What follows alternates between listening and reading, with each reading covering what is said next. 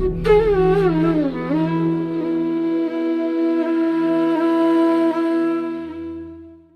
है कि सत्य की खोज की आवश्यकता ही क्या है? ये प्रश्न तो पहले भी कई बार पूछा जा चुका है।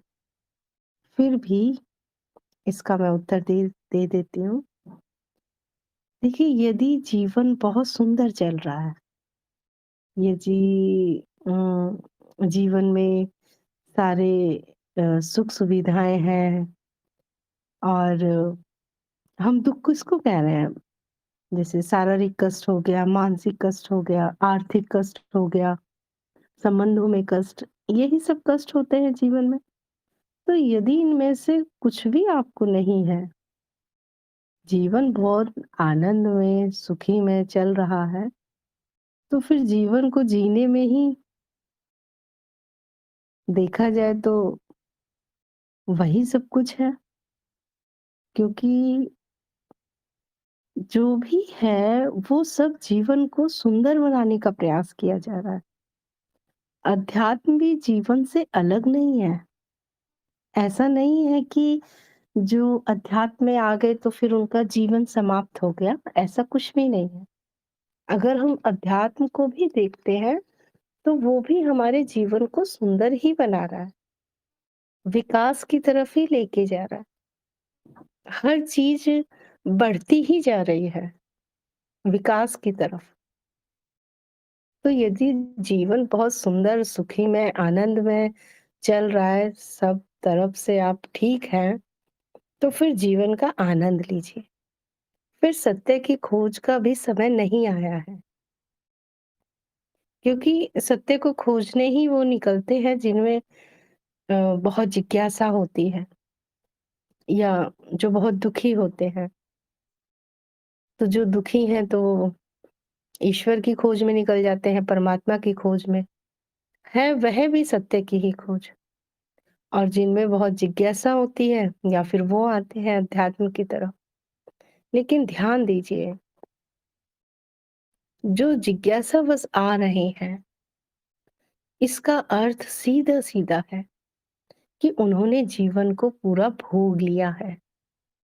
उन्होंने पद प्रतिष्ठा को पूरा भोगा, उन्होंने धन संपत्ति को पूरा भोगा, उन्होंने मान सम्मान को भोगा, उन्होंने अर्थ मतलब धन, धन को भोगा, सुख सुविधाओं को भोगा, भोग विलास से वो उकता के अब आ रहे हैं। अब क्या बचा? तो चलो अध्यात्म है। क्योंकि जो अभी रोजी-रोटी में ही बिज़ी हैं, तो वो कोई महान ही होते हैं। वो एक्सेप्शनल हो गए, वो अपवाद हो गए। जैसे कबीरदास थे, वो अपवाद थे। रैदास थे, वो अपवाद थे कि जिन्हें जिनका मूलाधार चक्र भी जिनका ठीक नहीं है, जिन्हें रहने खाने-पीने की भी कमी बहुत ज़्यादा है, फिर भी वो दुखों के ऊपर उठ के उनमें जिज्ञासा जगी परमात्मा की, सत्य की खोज की, तो वो तो बहुत रेयर कोई देखने को मिलता है। नहीं तो सबसे पहले सब अपने खाने-पीने, रहने की व्यवस्था करते हैं। उनका सारा दिमाग, उनकी चतुराई, उनकी बुद्धि, उनका शारीरिक श्रम, सब इन्हीं व्यवस्थाओं में ही व्यस्त रहता है। तो अध्यात्म का तो उन्हें विचार भी नहीं आता। और जो इस सब की व्यवस्था कर लेते हैं, थोड़ा-सा सुकून मिलता है, तो फिर वो उसे भोगने के लिए तत्पर हो जाते हैं कि जिसके लिए इतना मेहनत कर रहे हैं, जिन सुख-सुविधाओं के लिए, जिन व्यवस्थाओं के लिए, अब उसको भोग तो लें। तो पहले व्यवस्थाओं में बिज़ी हैं, इसलिए कभी ध्यान ही नहीं गया उधर, अध्यात्म की तरफ, कभी कोई विचार भी नहीं आया। या कभी किसी आध्यात्मिक व्यक्ति को देखा तो यही विचार आता है, ये कितने पागल हैं, अपना समय बर्बाद कर रहे हैं। ये कुछ कम से कम मेहनत करें, कुछ सुविधा जुटाएँ, बच्चों के भविष्य के बारे में सोचें, खाने-पीने की व्यवस्था करें, सुरक्षा की व्यवस्था करें। भविष्य के लिए कुछ जोड़ के रखे, तो उनका वहाँ तक बुद्धि भी नहीं जाएगी। अगर वो किसी को देखेंगे भी अध्यात्म में, तो उनको लगेगा कि ये बेकार लोग हैं। ये इन्हें इसका मतलब जीवन का पता ही नहीं है। क्यों लगेगा? क्योंकि वो खुद इतने कष्टों में हैं, व्यवस्थाओं को जुटाने में, तो वो कुछ और सोच भी नहीं सकते। और जो इससे ऊपर उठेंगे, तो फिर अब वो उसे भोगने के लिए। और ये प्राकृतिक है ये जो स्वभाव है ना, ये प्राकृतिक है ये। अब एक्सेप्शनल तो हर जगह मिल जाते हैं, तो अध्यात्म में भी एक्सेप्शनल मिल जाते हैं, है ना? लेकिन इस पे एक नियम भी बना हुआ है कि लॉ ऑफ नीड करके है, बहुत बड़े राइटर हैं जिन्होंने पूरी बुक इस पे लिखी है। तो उन्होंने लिखा भी था उसमें, उसमें भी ये लिखा हुआ है कि जब व्यवस्था हमारी अच्छे से चल जाती है, उसके बाद ही हम भोगने का सोचते हैं। कोई-कोई ऐसा होगा कि जो व्यवस्था है नहीं किसी चीज़ की, लेकिन भोग के पीछे पड़ जाए। तो वो कोई प्रबल इच्छा होगी, जो भोग के पीछे अगर वो आते भी हैं तो। अब प्रबल अगर इच्छा है तो भोग की, तो फिर वो दूसरे रास्ते अपनाते हैं, अपराध के रास्ते। व्यवस्था है नहीं, फिर भी उनको भोग करना है चीज़ों का, तो वो फिर बुरे रास्ते अपनाते हैं। लेकिन सामान्यतः एक व्यक्ति का जो व्यक्तित्व होता है, उसका जो स्वभाव है, वो पहले व्यवस्था करेगा, फिर उसको भोगेगा। जब वो उसको भोग लेगा, फिर उसे याद आएगा कि अब मेरा रुतबा होना चाहिए, मान-सम्मान होना चाहिए, अब लोग मुझे जानें, मुझे पहचानें। और जब मैं इस शरीर से ये जब शरीर नष्ट हो, तो फिर तब भी मेरा नाम कई-कई सालों तक मुझे जाने लोग। तो वो प्रवृत्ति आ जाती है राजाओं में, सम्राटों में, आजकल देखने को मिलती है राजनेताओं में, बड़ी-बड़ी इमारतें बनवाना, कुछ बिज़नेसमैन, कि हमारे बाद भी हमारा नाम चलता रहे, लोग हमें जाने, पहचाने। जब उससे भी यदि कोई ऊब जाता है, तब फिर वो सच्चे प्रेम की तलाश में जाते हैं। फिर उसके बाद अध्यात्म शुरू होता है। ये एक नियम है ये, ऐसा ही चलता है ये। तो जिज्ञासावश जो आ रहे हैं, वो एक्सेप्शनल भी हो सकते हैं और वो जीवन को भोग कर जो आए हैं, वो भी हो सकते हैं। और नहीं तो दूसरे जो दुःख और परेशानी से आ रहे हैं, वो भी हो सकते हैं। तो यदि जीवन आपका बहुत सुंदर से चल रहा है, सारी व्यवस्थाएँ हैं आपके पास, तो और उसको भोगने का मन है, तो भोग लीजिए। और जीवन को इस ढंग से जियो कि कुछ भी पीछे में काश ना रहे फिर। ऐसा ना लगे कि हम ऐसा कर सकते थे और ऐसा नहीं कर पाए। हमारे पास साधन भी थे, फिर भी हम नहीं वो कर पाए, तो ऐसा नहीं होना चाहिए। पहले जीवन को, क्योंकि जीवन का कोई उद्देश्य वास्तव में होता भी नहीं है। उद्देश्य हमें बनाना पड़ता है। अब हम जो उद्देश्य बनाएँ जीवन का, तो यदि जीवन सुंदर है तो उसे भोगिए, यदि दुःख है या जिज्ञासा है, तब अध्यात्म आपके काम का है। नहीं तो हज़ारों, हज़ारों जीव हैं, जिनके जीवन में अध्यात्म का भी ऐसा अनार भी नहीं आया है। वो भी जी रहे हैं, बस क्या होता है उनके जीवन में हलचल बहुत होती है, स्थिरता नहीं होती, संभाव नहीं होता, मध्य मार्ग नहीं होता। जब सुख आता है तो उछलने-कूदने लग जाते हैं, दुनिया को दिखाने लग जाते हैं, अहंकार को बढ़ा लेते हैं। और जब दुःख आता है तो दुखी हो जाते हैं, रोने-पीटने लग जाते हैं। और सुख आता है तो अहंकार को बढ़ा लेते हैं, दुनिया को दिखाने में लग जाते हैं। तो उनके जीवन में हलचल बहुत होती है। उनके जीवन का जो पेंडुलम है, वो हिलता बहुत है।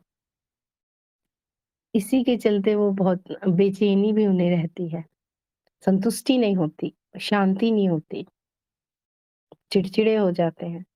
और यदि दुखों का जो समय काल है वो थोड़ा लंबा हो जाए, तो फिर डिप्रेशन और ईर्ष्या और फिर और भी गंदी-गंदी वृत्तियाँ आ जाती हैं, छल-कपट, लूट-खसोट, मार-पीट, बहुत कुछ हो जाता है।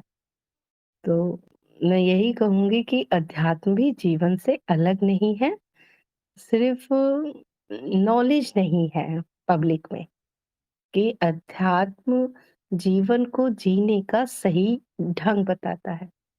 वास्तव में जीवन को जीने का जो ढंग है, वो हम अध्यात्म में ही जानते हैं। और जो आध्यात्मिक है, उसके जीवन में जो ये हलचल है, ये कम हो जाती है। पेंडुलम जो इतना तेज़ी में दाएँ-बाएँ जा रहा है, वो स्थिर हो जाता है, वो समभाव में आ जाता है। तब वो जीवन का और सुंदर से आनंद लेते हैं। अभी जो हमारा आनंद जो निर्भर होता है, वो किसी वस्तु, व्यक्ति, स्थान या घटनाओं पर होता है। और आध्यात्मिक व्यक्ति का जीवन बाहरी चीज़ों पे निर्भर नहीं होता है। वो बाहरी परिवर्तन कितना भी होता रहे, तब भी वो शांति में होगा, आनंद में होगा, संतुष्टि में होगा।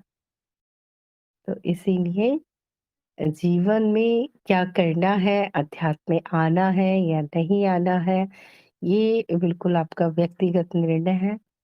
इसमें कोई सुझाव भी नहीं दिया जाएगा, क्योंकि यदि अध्यात्म में अभी आपके आने का समय नहीं हुआ है, अर्थात अभी आप वहाँ तक नहीं पहुँचे हैं, अध्यात्म तक, तो इसका अर्थ है अभी फल कच्चा है और कच्चे फल को इंतज़ार करना चाहिए पकने का। यदि कच्चे फल को तोड़ दिया जाए तो उसमें वो मिठास नहीं रहती। वो डाली से अलग तो हो जाएगा, पर उसमें वो मिठास नहीं रहेगी। तो इसीलिए आप खुद स्वयं ही इसका निर्णय लीजिए कि अध्यात्म में आना है या नहीं आना है। और यदि ये प्रश्न इस संदर्भ में पूछा गया है कि अध्यात्म में आने के फ़ायदे क्या हैं? तो अगर मैं संसारी व्यक्ति को उत्तर दूँ तो बहुत सारे फ़ायदे हैं, क्योंकि संसारी व्यक्ति तो बिना फ़ायदे और नुकसान के कुछ करते ही नहीं है। तो बहुत सारे फ़ायदे हैं, बहुत सारे। दुखों का अंत होता है, समभाव आता है, जीवन में संतुष्टि आती है, शांति आती है, आनंद आते हैं, रिश्ते बहुत मधुर हो जाते हैं, ईर्ष्या नहीं बसती, तुलना नहीं बसती और चीज़ों को भोगना आ जाता है, जीवन को जीना आ जाता है, नैतिकता आ जाती है, बहुत सारे फ़ायदे हैं। और यदि किसी आध्यात्मिक व्यक्ति को अगर इसका उत्तर देना हो कि अध्यात्म का फ़ायदा क्या है, जो सत्य की खोज में है, यदि मुझे उनको उत्तर देना पड़े, तो मैं यही कहूँगी कि यहाँ आने पर कोई फ़ायदा नहीं होगा। जो आपके पास है, वो भी आपसे छीन लिया जाएगा या ये कहें वो आपके पास होते हुए भी ना होने के समान हो जाएगा। तो यदि ये साधक वाला उत्तर यदि संसारी को दे दे, तो हमेशा के लिए वो अध्यात्म से मुँह मोड़ लेगा। और हम किसी के लिए भी दरवाजे बंद नहीं करते, हम सबके लिए दरवाजे खोल कर रखते हैं। इस चीज़ का विशेष ध्यान रखा जाता है कि कोई भी वाक्य, कोई भी शब्द कभी ऐसा ना कहा जाए जिससे वो अध्यात्म में आने से रुक जाए। दरवाजे हमेशा सारे खोल के रखे जाते हैं। अब उनको आना है या नहीं आना है, ये उनका अपना निर्णय होता है। तो हाँ, सत्य की खोजी के लिए तो जो भी उनके पास है, वो भी नहीं बचेगा। सिर्फ़ और सिर्फ़ सत्य ही बचेगा और सत्य को ही दूसरे शब्दों में परमात्मा कहते हैं। तो एक साधक की दृष्टि से देखें तो ऐसा लगेगा जैसे हमने उनकी झोली में से कंकड़-पत्थर निकाल के हीरे भर दिए हों। तो एक समझदार व्यक्ति तो हीरे को देख के खुद ही कंकड़-पत्थर को फेंक देगा। लेकिन जिसे अभी पता ही नहीं है हीरे होते क्या हैं, उसके लिए तो कंकड़-पत्थर ही बहुत मूल्यवान है। तो ठीक है, जैसा आपको उचित लगे वैसा करिए। आगे अ, मधु जी ने लिखा है, अगर किसी के जीवन में उत्तरजीविता की समस्या है या इच्छाएं अधूरी है या फिर संबंध ही सही नहीं है, लेकिन फिर भी ज्ञान की प्यास हो, तो इसका क्या अर्थ है? क्या वे अपनी कर्म बंधन में फंसे हैं? इसका क्या उपाय हो सकता है? देखिए, यदि उत्तरजीविता में भी समस्याएं हैं, इच्छाएं भी अभी बहुत सारी हैं, उनके संबंध भी ठीक नहीं है, लेकिन फिर भी ज्ञान की प्यास है, तो दोबारा से एक बार सोचिए, क्या ज्ञान की प्यास इसलिए तो नहीं है कि उत्तरजीविता ठीक हो जाए या इच्छाओं की पूर्ति हो जाए, इसलिए तो नहीं है। और ये तो प्रश्न पूछने वाला ही बता सकता है। कई बार हम भगवान को सिर्फ इसलिए पूज रहे होते हैं कि हमारी नौकरी लग जाए, बच्चों की नौकरी लग जाए, हमारा बिजनेस अच्छा चले, दुकान अच्छी चले, हमें बीमारी कोई ना हो, या कोई बीमारी हो तो हमारी बीमारी ठीक कर देना। मैं प्रभु आपके दर्शन करने आऊँगी, आपकी परिक्रमा करने आऊँगी, या अगर मेरा ये काम बन गया, तो मैं इतने का प्रसाद चढ़ाऊँगी। तो कई बार हम भगवान को भी अपने स्वार्थ के लिए पूज रहे होते हैं। तो एक बार आप सोच के देखिए कि क्या ज्ञान की प्यास इसलिए तो नहीं है कि उत्तरजीविता ठीक हो जाए या इच्छाएँ कुछ जो अधूरी है, वो शायद कृपा से ठीक हो जाए, या जो संबंध है, वो ठीक हो जाए। यदि ऐसा नहीं है, पहले इसका उत्तर देते हैं, यदि ऐसा है। यदि ऐसा है, तो ज्ञान नहीं काम आने वाला, तब ज्ञान काम नहीं आने वाला है, क्योंकि ध्यान दीजिए, माया में माया ही काम आती है। कितना भी बड़ा ज्ञान, चाहे वो ब्रह्म ज्ञान हो, चाहे आत्मज्ञान, उससे रोटी नहीं मिलने वाली, रोटी पैसे से ही मिलेगी, कपड़े पैसे से ही मिलेंगे, व्यवस्थाएँ पैसे से ही मिलेंगी। तो माया में माया ही काम आएगी, ज्ञान काम नहीं आएगा। अब आगे, यदि इन सब चीज़ों के चलते नहीं ज्ञान की प्यास है, वजह ये सारे कारण नहीं है, बस फिर भी ज्ञान की प्यास है। अर्थात समस्याएँ बहुत सारी हैं, लेकिन फिर भी ज्ञान की प्यास है, तो हम यहाँ पे ये कह सकते हैं कि आप एक्सेप्शनल में हो सकते हैं। अ, मधु जी ने कहा है, मैं केवल ये जानना चाहती थी कि क्या उसका अध्यात्म में प्रवेश वर्जित है? नहीं, अध्यात्म सबके लिए है, सबके लिए। चाहे कोई मूलाधार पे, चाहे स्वादिष्टान पे, चाहे मणिपुर, चाहे हृदय अनाहत, चाहे विशुद्धि, चाहे आज्ञा। अध्यात्म सबके लिए है। तो पहले मैं पहले प्रश्न का उत्तर दे दूँ, और फिर इसी विषय से मुझे बहुत अच्छी चीज़ याद आई है, फिर उस पे भी मैं कुछ बोलना चाहूँगी, उससे भी साधकों को लाभ मिलेगा। तो यदि ऐसा है कि ये सारी समस्याएँ होने के बाद भी ज्ञान की प्यास है, तो हाँ, इसका मतलब ये जिज्ञासा है, और ये जिज्ञासा ऐसी है कि बाधाएँ भी इस जिज्ञासा को नहीं खत्म कर पा रही हैं। सामान्यतः बाधाएँ ज्ञान को आने ही नहीं देती, ज्ञान का प्रश्न ही नहीं आने देती। तो ये एक्सेप्शनल केस हो सकता है, जैसे मैंने कहा, बहुत सारे ऐसे अ, होते हैं साधक जिनके जीवन में बहुत समस्याएँ हैं, फिर भी ज्ञान की प्यास है। तो वर्जित नहीं है अध्यात्म सभी के लिए।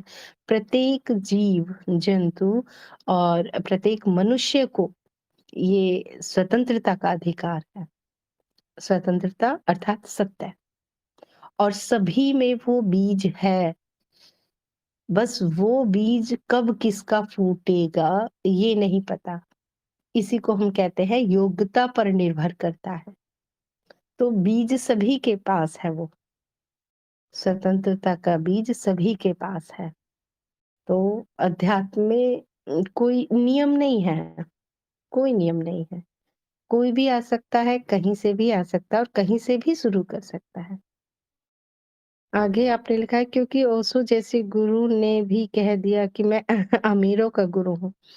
यदि सिर्फ आपने ओशो का इतना सा ही वाक्य पढ़ा है कि मैं अमीरों का गुरु हूँ, तब मैं ये कहूँगी कि ओशो को पूरा पढ़ो। क्योंकि मेरी समझ ये कहती है कि अभी तक के सभी गुरुओं में मैंने जितना मैं जानती हूँ, मैंने एक ओशो के सन्यासी ही देखे जिसमें मैंने सभी तरह के साधक देखे। सभी तरह के साधक देखे, सभी धर्मों के देखे, सभी जातियों के देखे। तो उन्होंने खुद भी अपने मुँह से ये कहा था कि मैं अमीरों का ही गुरु हूँ। वो उस किसके लिए कहा जा रहा है और किस संदर्भ में कहा जा रहा है और किस व्यक्ति से कहा जा रहा है, किसके प्रश्न का उत्तर देते समय इस शब्द का प्रयोग या इस वाक्य का प्रयोग ओशो ने किया है, ये इस बात पर निर्भर करता है। सत्य को पाना उसके लिए आसान हो जाता है जिसने जीवन को भोग लिया है। क्योंकि अब कहीं और दिमाग नहीं भटकना है। अब एक ही इच्छा रह गई है सत्य को पाना। अब दिमाग यहाँ नहीं भटकना है कि खाने-पीने, रहने की व्यवस्था करनी है। अब दिमाग यहाँ नहीं भटकना है कि जो इकट्ठा किया उसको भोगना है। अब मन वहाँ नहीं अटकेगा कि लोग मुझे जाने, पद प्रतिष्ठा में नहीं अटकेगा। अब मन प्रेम, प्रसंग और इस सब में नहीं अटकेगा। तो ये उनके लिए कहा जा रहा होगा जिन्होंने क्वेश्चन मार्क किया होगा कि आप केवल विशुद्धि तल के साधकों पर ध्यान दे रहे हो या आप केवल जो विशुद्धि तल पर है या उसके ऊपर है उन्हीं को ज्यादा प्रेम करते हो, उन्हीं साधकों को ज्यादा अट्रैक्ट करते हो, उन्हीं साधकों को अपने साथ जोड़ना चाहते हो, जबकि बात बिल्कुल उल्टी है। वो साधक ज्यादा आसानी से समझ पा रहे हैं जो ओशो कह रहे हैं। ओशो को जो मूलाधार पे साधक है उसके साथ ज्यादा मेहनत करनी पड़ रही है।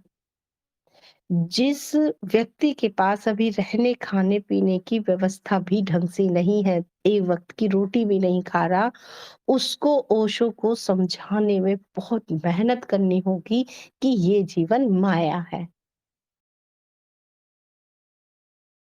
ये समझाने में बहुत ही मेहनत करनी होगी कि ये जो तुम दिन भर खटते रहते हो, जिन इच्छाओं के पीछे, ये वाली इच्छा, ये इच्छा, वो इच्छा, इस बाहरी समाज की इच्छा, संबंधों की इच्छा, ये इच्छा, ये सब मिथ्या है, उन्हें समझाने में बहुत कष्ट होगा। जिसके पास खाने के लिए एक वक़्त की रोटी नहीं है, उसे ये ब्रह्म ज्ञान देना और आत्म ज्ञान देना सबसे कठिन कार्य होगा। लेकिन जिसने सब कुछ भोग लिया, उसको ये बताना उनके लिए बहुत आसान हो जाएगा कि ये जगत मिथ्या है और माया है।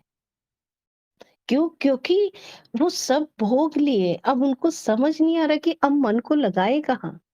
स्त्रियों में लगा लिया, पुरुषों में लगा लिया, नई-नई गाड़ियाँ खरीद ली, कपड़े खरीद लिए, शॉपिंग कर ली, घर बना लिया, बंगले बना लिया, विदेश घूम लिए, होटलों में रह लिए, प्लेन में चल रहे हैं, लग्ज़री है पूरा।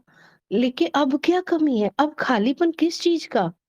अब अधूरापन किस चीज़ का? अब क्या पाना हम चाहते हैं? एक शब्द बोलना है कि अब ये सत्य को पाना बाकी है।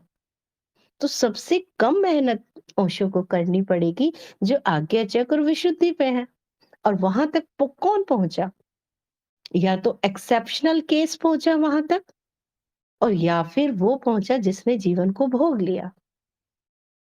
तो इसीलिए उन्होंने इस वाक्य का प्रयोग कब किया, किसके लिए किया, किसके प्रश्न का उत्तर देने के लिए किया या किस वर्ग को या किन लोगों को चुप करने के लिए इस वाक्य का प्रयोग किया, ये तो उस समय जब किया होगा वही जानते होंगे। लेकिन मेरी समझ ये कहती है कि जो जितना विकास कर गया, उसको सत्य को समझाना या परमात्मा को समझाना उतना ही आसान हो जाता है। इसीलिए ज्ञान मार्गी गुरु जो होते हैं, वो विशुद्धि से नीचे आते ही नहीं हैं। वो यदि भावनाओं का भी प्रयोग करते हैं, तो वो इसलिए भावनाओं का प्रयोग करते हैं कि साधक की प्रगति हो। नहीं तो वो भावनाओं में भी फँसने को तैयार नहीं है, क्योंकि ज्ञान मार्गी गुरु जानता है कि भावनाएँ भी चित्तवृत्ति है। इसीलिए कभी-कभी ऐसा देखने में लगेगा कि ज्ञान मार्गी गुरु बहुत कठोर है, उन पे हमारे प्रेम का असर ही नहीं हो रहा। ये तो बहुत अहंकारी है या बहुत कठोर है कि इन्हें हमारा प्रेम नहीं दिखाई देता। तो वो आना ही नहीं चाहेंगे कि वो विशुद्धि से नीचे आएँ, लेकिन फिर भी अपने शिष्य की रोना, पीटना, चीखना, चिल्लाना, करुणा को देख के फिर भी एक तल नीचे उतर जाएँ। जो प्योर ज्ञान मार्गी है, वो तो सीधा-सीधा विशुद्धि से नीचे आना ही नहीं चाहते। वो कहते हैं आप हृदय तल पे हो, जाओ अभी भक्ति करो, कृष्ण की करो, इसकी करो, देवी-देवताओं की करो, मंदिर जाओ, ये करो, प्रेम करो, ये करो, वो करो। इसका मतलब वो सीधा-सीधा कह रहे हैं फल अभी तैयार नहीं है जिसको तोड़ा जा सके। और कुछ गुरु ऐसे हैं जैसे ओशो थे। ओशो हृदय तल को उन्होंने जितना सहारा दिया, उन्होंने ये कहा कि प्रेम ही परमात्मा है। एक साथ कितने सारे साधक उनके साथ जुड़े होंगे, क्योंकि प्रेम तो बहुत बड़ा विषय है जीवन में। उसके बाद इतना ही नहीं, वो और नीचे आए, वो और नीचे आए, वो मणिपुर तक भी आए। इतना ही नहीं, वो स्वादिष्टान तक भी आए। जो लोग भोग विलास में लिप्त हैं, ओशो ने उन्हें भी गले से लगाया। उन्होंने कहा मैं तुम्हें भी स्वीकार करता हूँ। यहाँ तक ही नहीं, ओशो मूलाधार के तल पर जो है साधक, साधक भी नहीं है अभी वो साधक भी नहीं है। जो मूलाधार तल पर है, उनके लिए भी रास्ते खोले। ठीक है, आप मांस मच्छी खाते हैं, कोई बात नहीं, मैं तुम्हें स्वीकार करता हूँ। आप दारू पीते हैं, मैं स्वीकार करता हूँ। आप कितने लोगों के साथ आपके संबंध हैं, मैं स्वीकार करता हूँ। आप जो करते हैं मैं आपको ओशो बहुत नीचे तक उतर के आए थे अपने साधकों के लिए मार्ग खोलने के लिए। उन्होंने हर एक तल के व्यक्ति के लिए मार्ग खोला था। जो जैसा है उसे वैसा ही स्वीकार किया था। और इतनी स्वतंत्रता जितनी ओशो ने दी, इतने तो कोई गुरु दे भी नहीं सकते। उन्होंने बहुत स्वतंत्रता दी। उन्होंने जो दुखी हैं उनको हँसना सिखाया, उन्हें नाचना कूदना सिखाया, उन्हें उत्सव मनाना सिखाया, उन्हें खुश रहना सिखाया। तो ये कहना गलत होगा कि वो अमीरों के ही गुरु थे। नहीं, तब वो ओशो को समझा ही नहीं गया, तब उन्हें नहीं समझा गया। अब जैसे कितने लोग हैं, उन्होंने ओशो के विषय में एक प्रवचन भी नहीं सुना, सिर्फ़ किसी के मुख से सुना कि वो सेक्स गुरु हैं और उन्होंने मान लिया। तो मैं यही कहती हूँ कि किसी की कही हुई बात पे यकीन कभी नहीं करना चाहिए। अगर किसी को गलत कहने का मन भी है, तो पहले उसके बारे में जानो। फिर आपका हृदय क्या कहता है? गलत कहता है तो ठीक है, फिर वो गलत है, चाहे पूरी दुनिया उसे सही कहती रहे। लेकिन अगर आपका हृदय कहता है कि नहीं ये तो ठीक कह रहा है, ये बात तो ठीक है, तो फिर उसे ठीक कहो। दूसरे के द्वारा कही हुई बात पे यकीन मत करो। और इतना ही नहीं, वो ही ऐसे गुरु थे जिनके सत्संग में सभी धर्मों के और सभी पहनने ओढ़ने वाले, एक तरह से भगवा वस्त्र से लेकर और मॉडर्न ड्रेस तक के लोग, अलग-अलग कंट्रीज़ के, अलग-अलग भाषाओं के, गरीब से लेके रईस तक के, जो बहुत ही हाइली इंटेलेक्चुअल पर्सनैलिटी थी, उनसे लेके एक कोमल हृदय वाले किसान तक। तो ये कहना ठीक नहीं होगा कि वो अमीरों के ही गुरु थे। यदि उन्होंने कहा भी होगा, तो उसके पीछे बहुत बड़ा कारण रहा होगा। क्योंकि मैंने हिंदी के ऐसा कोई प्रवचन नहीं था, जो मैंने उनका ना सुना। उनका शिव सूत्र की पूरी श्रृंखला सुनी है। अष्टधम्मो सनातनम 125 उसमें प्रवचन है, वो पूरी सुनी है। अष्टावक्र गीता वो पूरी सुनी है। धम्मपद व्याख्यान वो पूरी सुनी है। मीरा पे जो बोला वो सुना है। संभोग से समाधि वो पूरा पढ़ा है उनका। और ध्यान साधनाएँ जितनी बताई हैं वो, तो मुझे कहीं पे भी ऐसा नहीं लगा कि उन्होंने किसी विशेष वर्ग के लिए अपने आप को प्रेज़ेंट किया। जैसे मैं ये कह सकती हूँ कि मैं अपने आप को प्रेज़ेंट करती हूँ कि मैं ज्ञान मार्गी हूँ और मैं ज्ञान मार्ग के साधकों को मैं मार्गदर्शन दे रही हूँ। उन्होंने सभी मार्गों के लिए और सभी साधकों को उन्होंने गले से लगाया। तो किसी एक चीज़ पर ओशो के विषय में बोलना बेकार